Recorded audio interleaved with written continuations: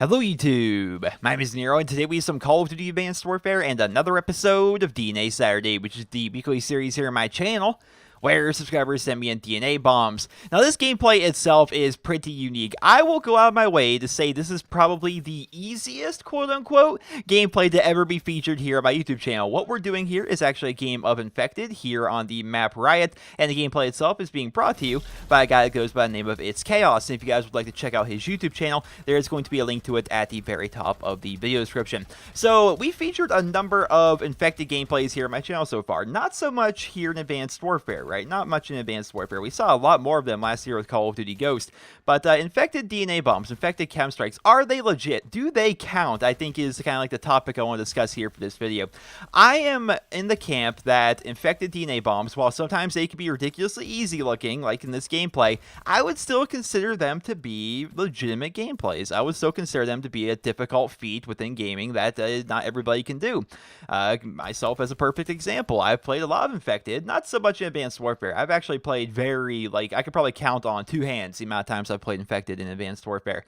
But going back to Call of Duty Ghost, going back to Modern Warfare 3, I played a lot of Infected, and not once did I get an Infected Moab, not once did I get an Infected Chem Strike. It just never happened. I would get close, I would get on like these 15, 16 kill streaks, but I would end up losing. And so that's why I think it's a legitimate gameplay. It's not something that everybody can do. I'm somebody that puts an above average amount of time into Call of Duty. I would consider myself to be an above average player, but I've never actually gotten one of those big crazy kill streaks while playing an Infected. I've never seen that happen. In fact, I've never actually seen somebody get that stuff in a game that I was in. You know, sometimes we would do it in like private matches. Like I would do open lobbies back in Modern Warfare 3, and we would make it so the Infected don't have throwing knives, and we would sit there and shoot fish in a barrel. At that point, yeah, we would get that in like private matches and whatnot, but in the actual live public games, not once have I ever had that happen, nor have I been in a lobby where somebody got a Moab or a DNA bomb or a chem strike or anything like that, right?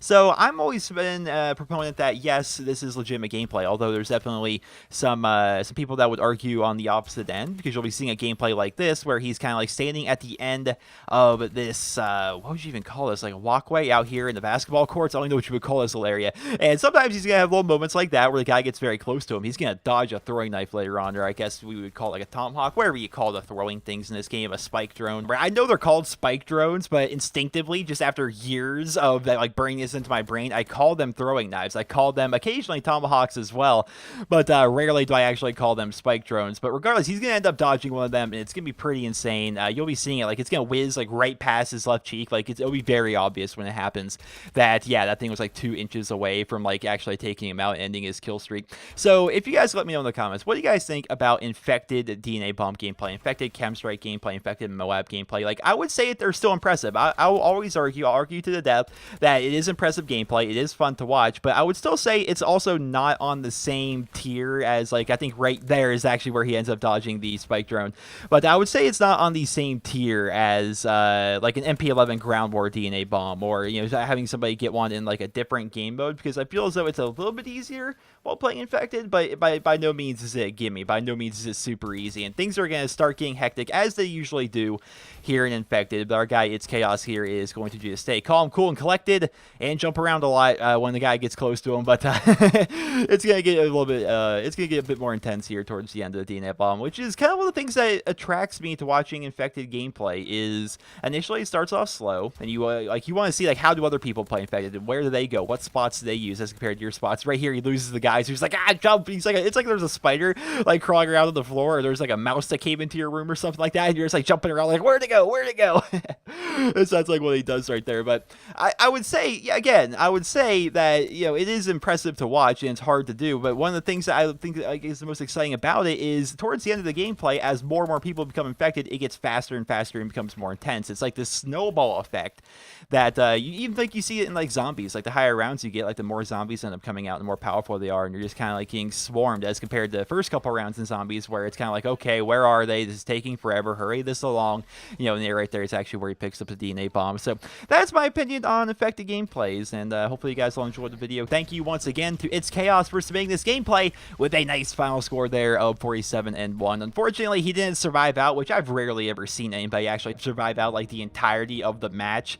But he still went 47-1. He ended up dying, but still 47 kills along with the DNA bomb. Pretty good gameplay overall, in my opinion. And I hope you guys all enjoy this episode of DNA Saturday. If you guys would like to go ahead and check out Itz Khaoz, who again was the player that was featured in this particular episode of DNA Saturday, you can do so by clicking the annotation on your screen or by clicking the link to his YouTube channel down there in the video description. I can't just give you his URL because he is a newer YouTube channel, therefore doesn't have a custom URL yet. You have to have over 500 subscribers for that to happen.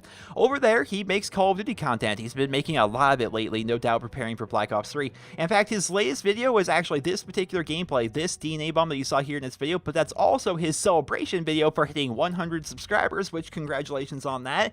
But he also is doing a face reveal in that video, so you guys actually get to see what he looks like and what he's all about. And he talks about his YouTube channel, his plans for his channel and whatnot. So go ahead and give him a look and see if his videos are right for you. Once again, thank you to Mr. Itz Khaoz for submitting this gameplay for this episode of DNA Saturday. If you guys would like to submit your gameplays for next week's episode of DNA Saturday, which keep in mind, ladies and gentlemen, next week's episodes of DNA Saturday will be the final episodes of DNA Saturday. If you're looking for a particular style of gameplay that I'll be choosing above all else, if you guys can submit an AK-47 DNA bomb or an MP40 DNA bomb, those are the two primary weapons in Call of Duty Advanced Warfare that we have not actually featured, right? We have not featured either of those guns so far, and if we do so, then we can complete the series, end the series off on a high note, knowing that we as a community have all come together and ended up putting up a DNA bomb of every single primary weapon in Call of Duty Advanced Warfare. So that would be pretty cool. But if you guys would like to learn how to submit your stuff for DNA Saturday, perhaps you're somebody that does have an MP40 DNA bomb or an AK-47 DNA bomb, how you submit your gameplay, just watch the videos on your screen, click the annotation on your screen, click the link at the very bottom of the video description, either or,